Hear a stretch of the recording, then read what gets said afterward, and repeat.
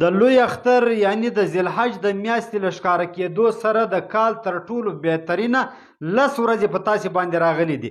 پلانینګ ورته وکئ، ترتیب ورته جوړ کړئ، قیمتي یې کړئ.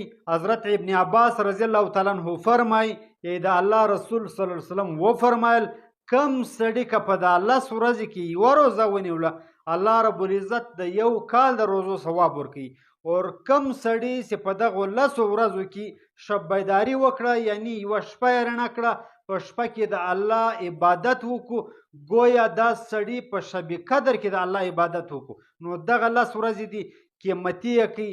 دا قیمتي ورځې د انسان په ژوند کې بار بار نه راځي. څه معلومه ده دغه 10 ورځې را روان کال ته زموږ ستاسې نصیب سي که نه سي. نو په کار دا ده چې هر سړی پلانینګ ورته وکړي، قیمتي یې کړي. کم از کم 15 وخته لمونځ د هر سړي په جمع سي.